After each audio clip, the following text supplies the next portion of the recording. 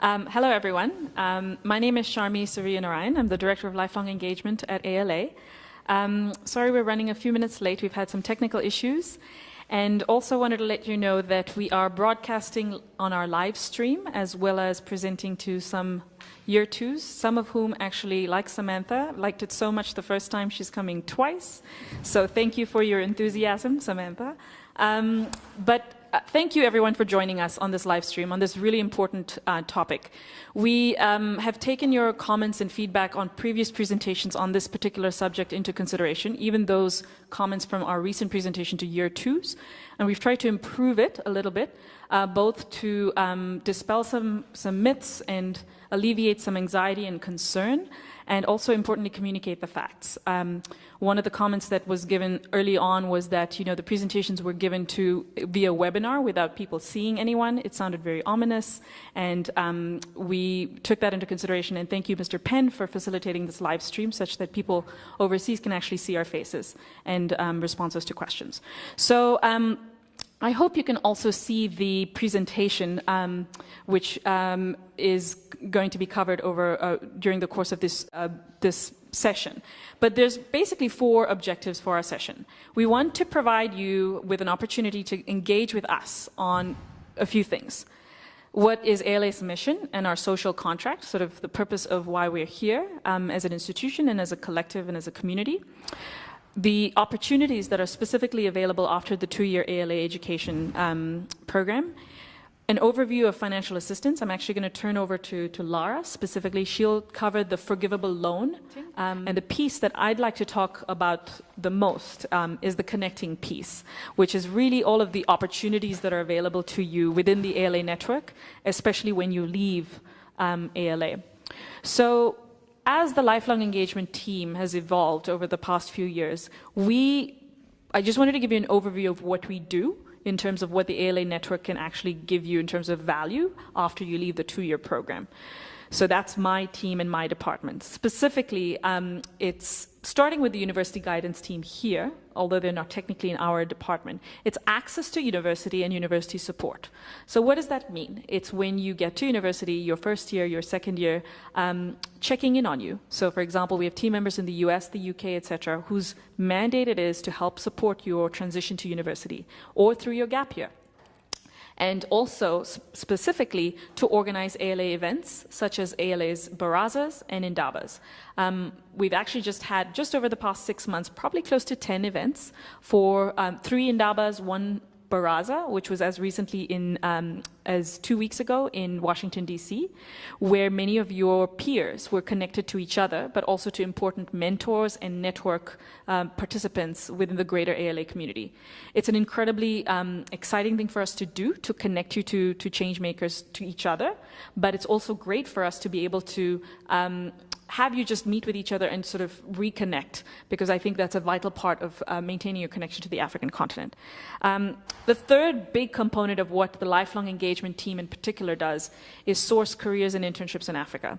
Every year we provide close to between 250 and 300 internships and jobs on the African continent for the most part. And this is particularly exciting because not only is the continent booming, there's so many opportunities for you here, but it's also great because you're starting to do really amazing, pioneering things on the continent. We have your peers, for example, the first of whom is working on a really exciting project in Liberia with last mile health on public health issues with the US government. Okay, so and then a few others, including high-profile opportunities within private sector companies as well as NGOs, and also helping you with running your own enterprises on the continent. The fourth component of what kind of opportunities you get within the ALA community is professional development and networking. We're starting to see increasingly more of that, and I'll give you some specific examples just now. It's also about growing a network of change makers, so we're connecting you specifically to people such as the Anzisha Fellows, as well as MasterCard Foundation Scholars, the Aquania program, etc. And then also providing some of you with entrepreneurial support. This is an area we think we could grow immensely in the years to come, but we have specific examples of students that we've connected to venture capital, seed funding for their ideas, etc. All of this is a product of the ALA network that you can tap into and choose to benefit from. I wanted to move to the next slide and give you very specific examples of some of the successes of the ALA network. So placement example, the first component of this is we have fantastic relationships with organizations such as the Clinton Health Access Initiative, McKinsey across Africa, ALA, Dahlberg, Coca-Cola, IBM, etc., in terms of placements. So what we're able to do is literally pick up the phone, and our team at ACN can advocate for you to say that, you can actually, please pay attention to this particular person's CV or cover letter. I know that you're not necessarily recruiting on this campus for positions, but you need to take a look at this particular person for this role. We're also privy to access to some information on what companies need and want. So it's really exciting for us to be able to play that role, connecting you to opportunities such as these. There's also really unique network opportunities that ALA has been able to cultivate for you. Two examples that I'd like to highlight, for example, are the Oxford Polar Scholarships.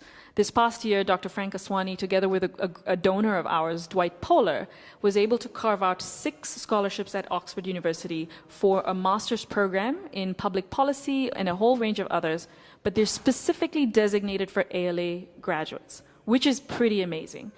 So all you have to do is to get into Oxford, and then it's pretty much a guaranteed scholarship if you're an ALA student. And so these are the kinds of opportunities that are available to you even when you graduate, and they're particularly beneficial because you can actually access great opportunities well beyond just the ALA campus. And what's unique about the Oxford example is that it's actually not in Africa, and it's a postgraduate degree program, so that actually will tie that back into our discussion around deferment.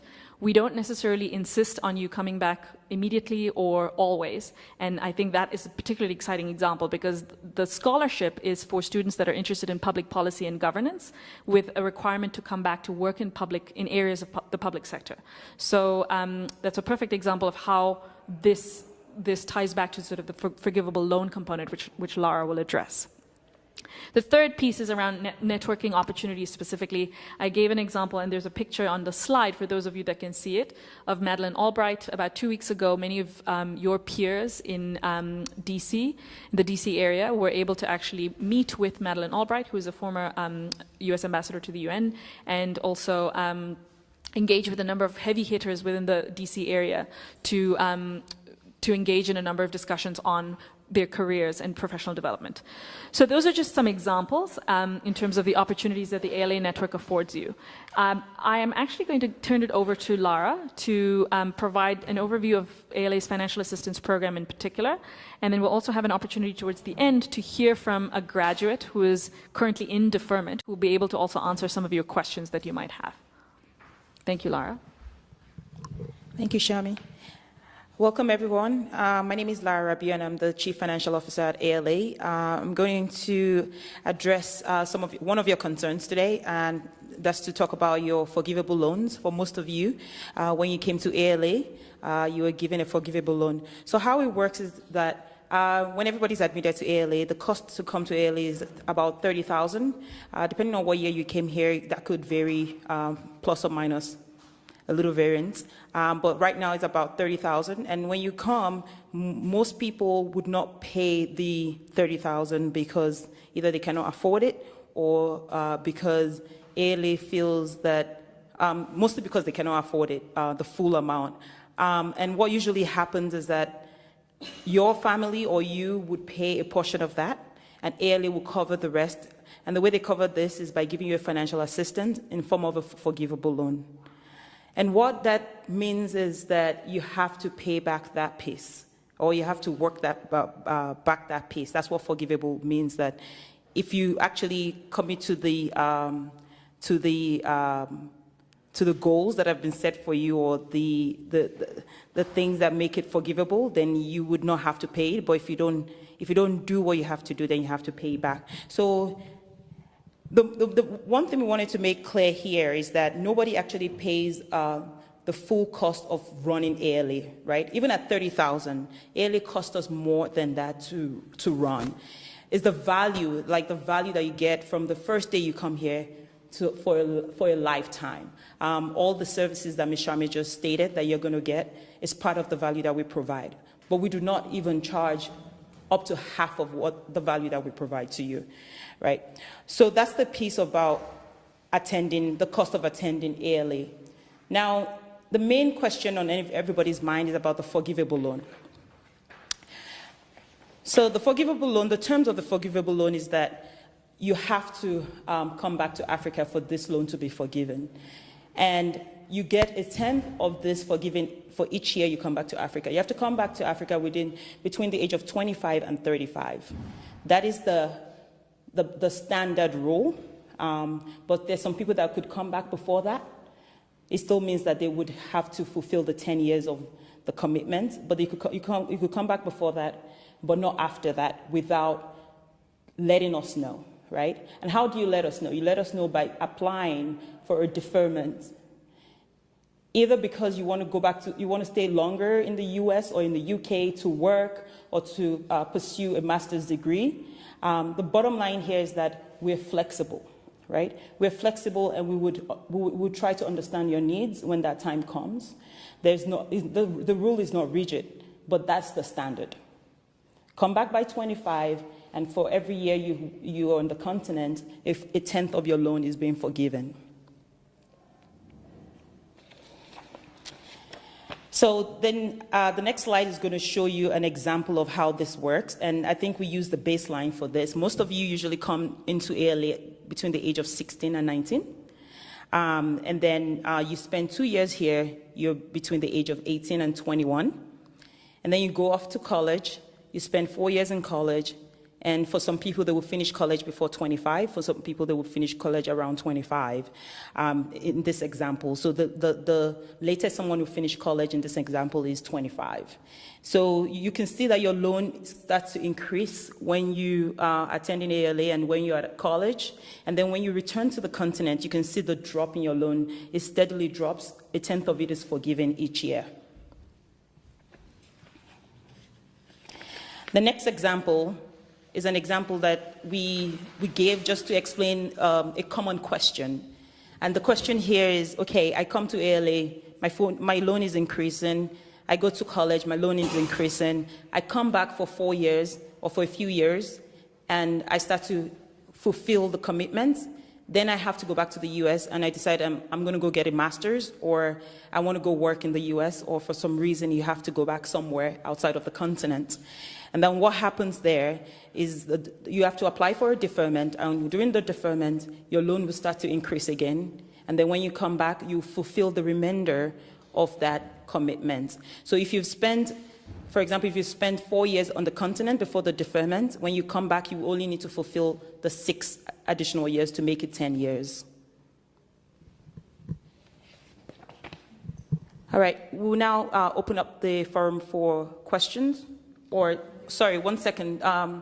There's someone that needs to address you guys. Thank you, Lara. We're going to actually turn over briefly to Dagbeji Fanisi, who is from the inaugural class, who's joining us via Skype. So hoping this will work. He is from Togo/Ivory Coast, and he currently works in the US in a tech firm. And Dagbeji has kindly offered to sort of talk about his own experience going through the deferment process and answering and fielding possible questions as well. We know that many of you have already sent in questions, which we will address after this as well, but I wanted to give the opportunity to Dagbeji to quickly have a few words as well. So bear with us for a few minutes as we dial Dagbeji in. And perhaps we can address 1 or 2 questions briefly before that? Okay.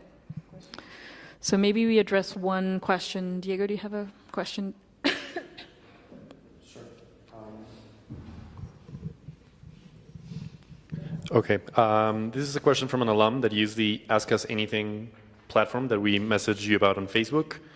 The question is, what if a person has a fiancé in the US and can't come to Africa in a long time? Lara, would you mind answering that? Yes. Well, if you don't come back to Africa, we actually require you to at least pay back the loan if you don't want to fulfill the commitment. So one way, if you're only doing that for a short period of time, I think we're understandable. We'll be understandable, and we're flexible about the situation. So we let you stay for like 2 years or 4 years. But if you're looking at 10 years, or you don't know how long you're going to be in the U.S. for, or you think you're going to be in the U.S. forever, we actually urge you to pay back the loan so somebody else can have the opportunity that you've been given.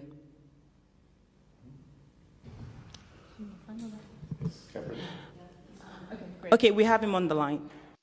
So basically, I've been in the U.S., most precisely in Boston, since I graduated in May 2014. And initially, I was planning to be in the U.S. 6 months after graduation because I graduated at the age of 24. And I ended up loving my experience so much and learning so much that I decided to extend my stay. But the first reason why I wanted to stay in the US a bit longer, especially right after graduation, was that I felt that I needed to spend the time to gain more practical experience here in the US. And that was partly because I made a switch. I made a late switch into my computer science major. I did that when I was in my junior year. So I felt like I needed more hours, more practical time coding and developing and all those kind of things. And beside that, I also had some social slash experiential preferences because I wanted to discover more about the US because all my time in college was spent mostly on campus. So I wanted also to fulfill part of that broader experience of being exposed to more of the nuances of the country.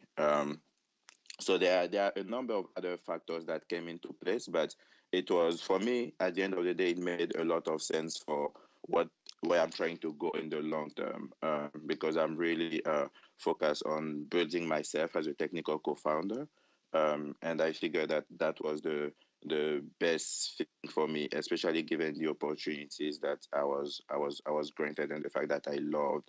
I was learning a lot on my job. I was being challenged. And I mean, that's still going on. I've been being challenged. So what I've been up to specifically, I'm working for a software startup here in Boston, and I've been in charge of the iOS app for the company. Everything from being part of product conversation and design and the design process of the app to building the actual app, managing some of the work with developers to which we outsource some tasks, and then going through the process of releasing and updating the app and all those things. Feel free to get in touch with me by email if you have more specific questions about my role with the company. And to touch on the specifics of the deferment process, it was quite a smooth process for me. There was an initial long time of back and forth when I was trying to clarify what was going on and things like that. But once I submitted my final application, I got a response within about a week. So for me, it really felt in practice like I was notifying early. I was letting early know that, oh, here is my plan. Here's what I'm up to, and to some extent, I haven't lost the bigger vision. I have some reasons why I'm delaying, and I waited my options. So that's pretty much it. I hope that covers some of the questions. Thank you, Dagbeji. That's really helpful. And then we might loop back to you with specific questions later on as well. And for those of you that are interested, possibly Dagbeji offered that you can reach out to him. There's a couple others that are also in the deferment process that you could reach out to. But I think it's really helpful to hear from one of your peers that have gone through this process in terms of demystifying that process as well. So are there specific questions?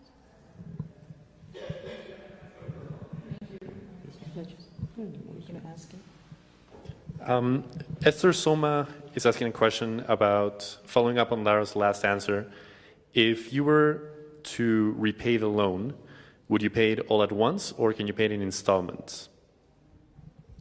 Upon the financial assistant converting into a loan, your interest will still continue. So we will let you pay it in installments, but just remember that the interest continues. So the quicker you pay it, the better for you. We're just doing Q&A? Sure. What if one is interested and finds a job in the US in a field that is not available in Africa?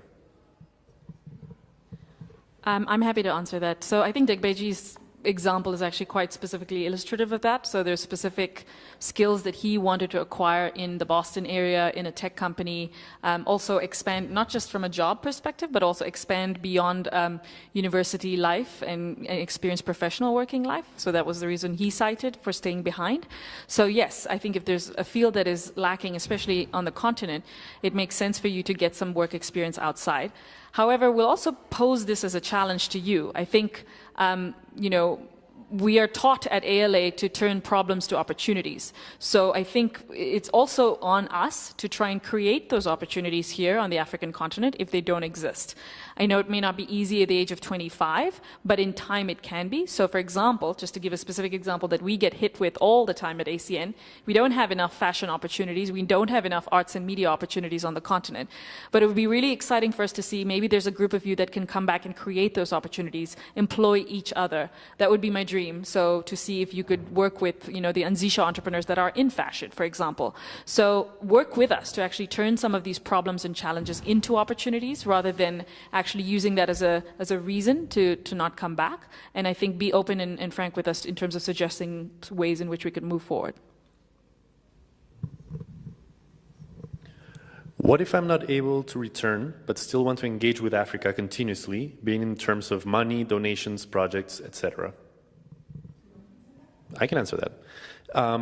Again, the idea behind the forgivable nature of the loan and the deferment process is to empower the alumni network to come back and fulfill the mission of ALA. Here, we think the key word would be not being able to return to Africa. So that would be evaluated by a group of a diverse set of stakeholders that will include alumni, donors, faculty, ex-faculty, who will assess each situation on a case-by-case basis. So if you cannot return for, let's say, medical reasons, but you clearly dedicate your life to supporting the development of Africa, that would be fine. So again, there's no clear-cut rule, but you could say that the rule of thumb is if the plans that you're proposing, the situations that you tell us about, show that you are aligned with ALA's mission to develop Africa, or if it seems like you're just trying to game the system. Another question. People came to ALA at different ages, but were all required to return at 25. Is that fair?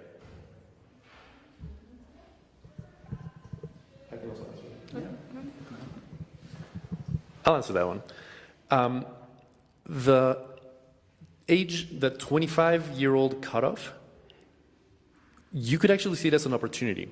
So if you graduate college at age 22, the contract starting at age 25 is actually an opportunity for you to spend those 3 years doing whatever you want. And then your contractual terms to have your loan forgiven would only start at age 25. So in that case, you would not be penalized for those 3 years. If you graduate, but also if you graduate by age 22 and want to return to Africa at age 22 and do your 10 years of service for the continent, your contractual terms would start at age 22. So those are not wasted years. If you're graduating early, you get the opportunity to either start your 10 years before age 25 or to do whatever you want until age 25. If you graduate after age 25, you would not be penalized either. In that case, you just let us know that you're graduating, say, at age 27, and then your contractual terms would only start at age 27. Another question. Even though I am planning to go back to Africa and give back to my continent, I feel like the contract takes away much of my ownership over my life, growth, career, etc. Also, I don't think it is tailored to every student. For example, I will only graduate from university at 25. By then, I'm supposed to go back to Africa right away. I don't feel this is the most intelligent move for my potential impact on my community. I'd like to have the freedom to work in the US for some time to gain valuable experiences for later. I think that I could just piggyback on what Diego just said, but I think you can shift your window depending on when you graduate. So the whole goal of this is 10 years rather than necessarily when specifically. And as Lara mentioned early on, that's the standard, 25 to 35. And we really don't want to police you. And it may, I think the contract may come across as policing, et cetera, and owning your life. That isn't the purpose of this. We did collectively join together to come as an institution to say that we believed in this mission of transforming the African continent. So we want to create opportunities for you. And we believe that that's actually quite exciting and many incentives for you to come back to the continent rather than owning your life, as it were. We don't own your life, you do. And I think you can drive it in whichever direction you want. But if you choose not to come back, I think that's the piece that, we're holding you accountable to. And I think one point that Lara also, you may have seen on the slides is that if you choose to repay the loan, you can remain in the network. It doesn't mean that you're necessarily removed from the network, et cetera. So we don't want to own your life. We don't want to own your decisions. We're here to sort of create opportunities for you and provide the incentive for you to come back to Africa, because that's the mission that we all agreed to be a part of when we joined ALA. As our alumni said, he applied for deferment to get that experience outside of the 25-year age limit. So you can still do that if you graduate at age 25 and want to get some work experience in the U.S., for example. Yeah. Thanks for making that clear. Questions are streaming in. Thank you for that. If we're not able to answer them during this call, we will produce an FAQ document, frequently asked questions. So we will share that if needed. If my current scholarship requires me to work for 3 years in the country that I am living in, and I want to go to grad school after that, do I get an extension from ALA to be able to do the things I really want to do before settling back in my country or seeking a job on the African continent? The quick answer is yes. If you let us know about these circumstances, you could apply for deferment, and yeah, this sounds like an easy case that you could get deferment if you apply for it and let us know what the circumstances are. And again, let me just remind everyone that we assessing the deferment doesn't mean 3 people here in Johannesburg in an office. It's going to be a team that includes your peers. Actually, if you feel passionate about this, you could become part of this team, which will be organized by the Alumni Association that is being created right now. You should have received an email from GSC. So yes, this would be assessed, again, on a case-by-case basis, but this sounds like something that could easily be done. Can I work my 10 years in Africa in different chunks, like do 3 years, then work elsewhere, then come back for 5 years, then move and come back again? The simple answer is yes. But the difficult part is your loan, when you defer, every time you defer, your loan keeps, the interest keep accumulating. So it would be wise for you to do it at a go, just for the interest piece. But the short answer is yes, you could. I'd like to also approach this question from a slightly different angle. Africa's not waiting while you are outside. Africa's moving on, and there's opportunities here that are growing, shaping, etc. So I think there's a sort of a flip side to this question, and yes, I think it's exciting. There's many opportunities. China's amazing. There's peers. Your peers are in university in China, in the Middle East, etc.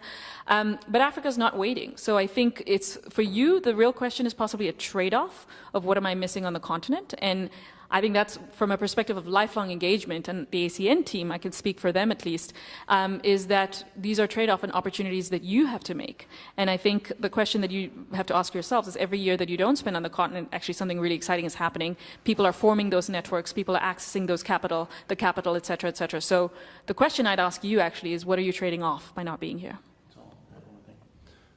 It's been said multiple times during deferment, your interest grows. Just because it grows doesn't mean you have to pay back some amount of money because you did a deferment. As long as you complete the 10 years, if you had an approved deferment, that interest growing will not actually affect you in paying things back.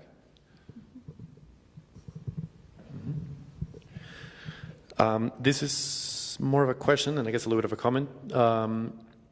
We wish that the interest rate situation was communicated earlier. Most, if not all of us, were not aware of how high the interest rates are. We thought that they accrue while we are at university and during our graduate degrees, and certainly not that they start accruing interest the moment we step into ALA.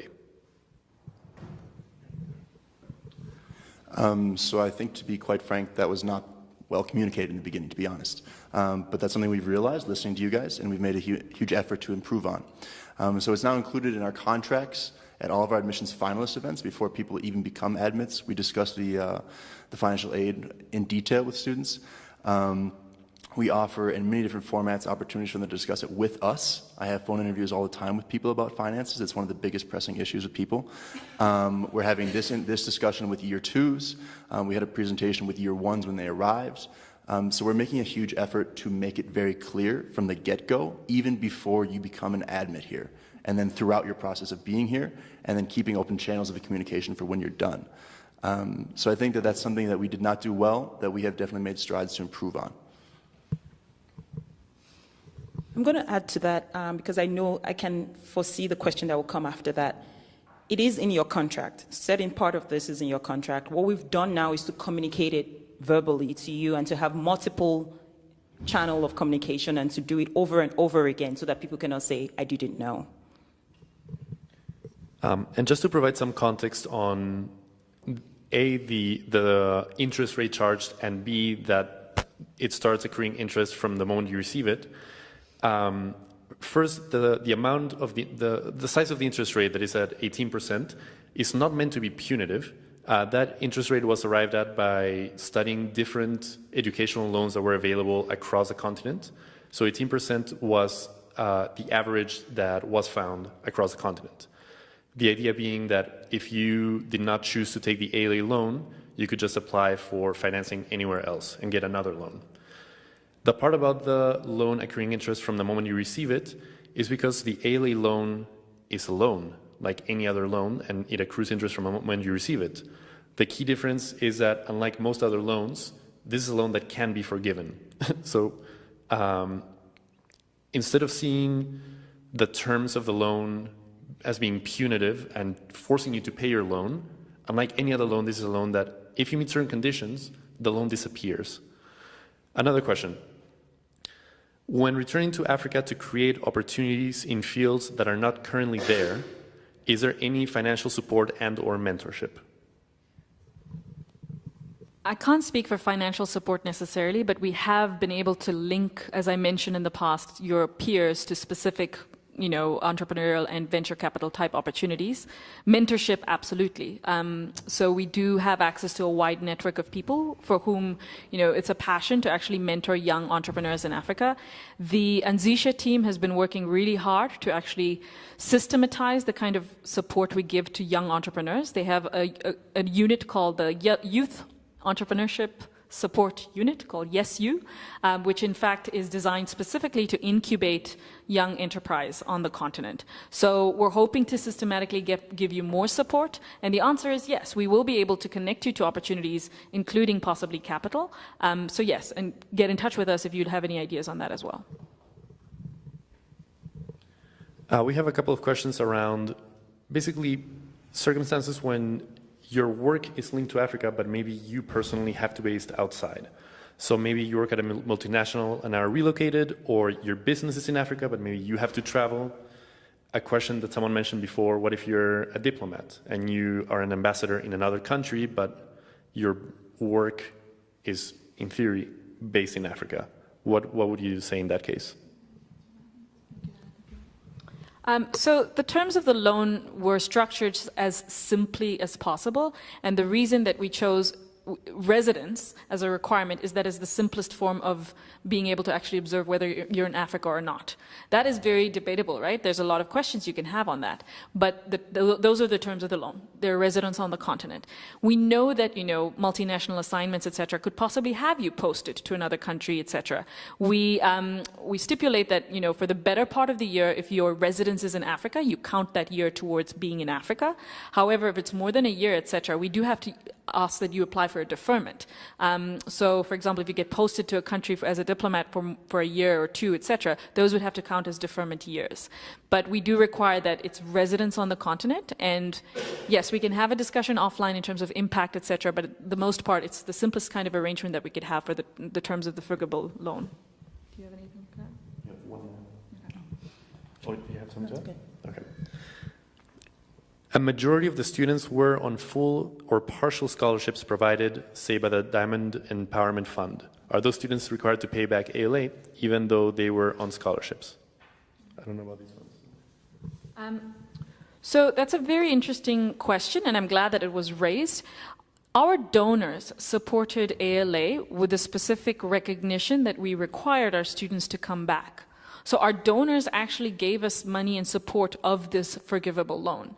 So even though students were given sponsorships through other institutions, etc., those institutions gave money to ALA in terms of operating costs, and many of them, including the Diamond Empowerment Fund, didn't actually pay the full cost. I actually know how much they subsidized scholarships here.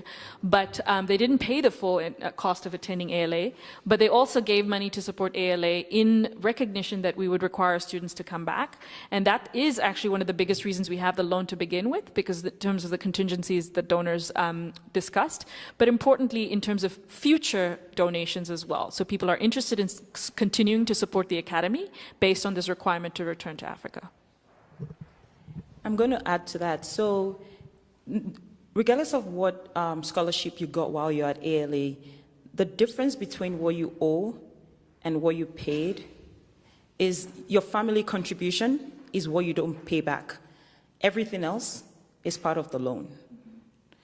So whether someone gave ALA the scholarship or your name was written on the scholarship is still part of the financial assistance that ALA gave you. Sorry, at least one alum is confused.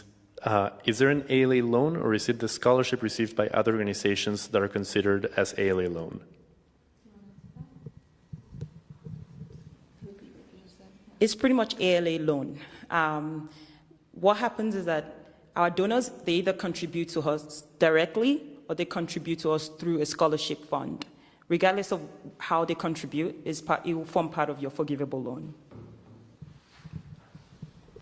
Maybe you have a question for one or two questions from the year twos in the room, or are you guys all set? Are you guys good? Right. Any final?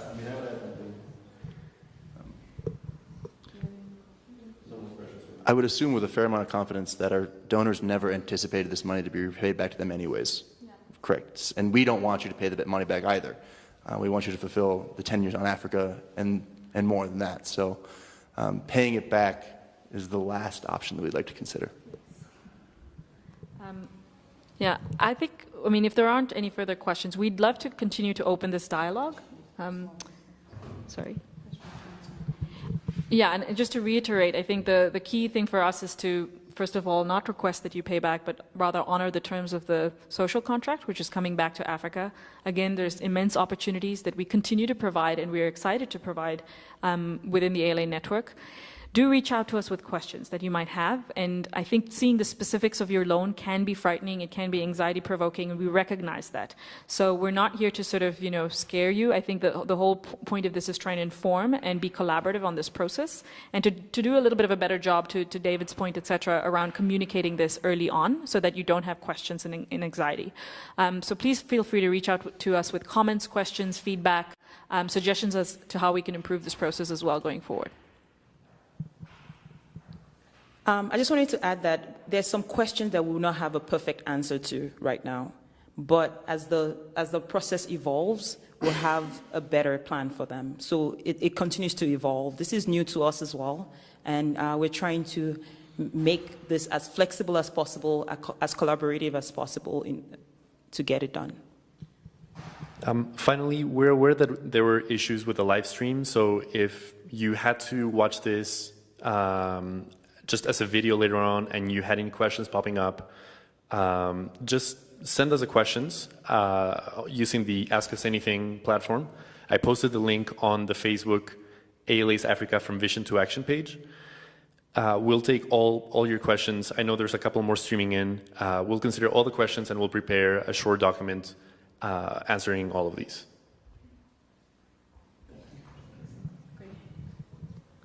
Well, thank you everyone for joining, whether in person or remotely, and hello to everyone, especially those overseas, and we hope to continue this conversation going forward.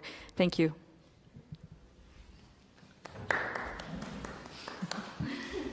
Thank you, Felicity, for organizing. Thank you, Mr. Penn. Thank you, guys. And thank you.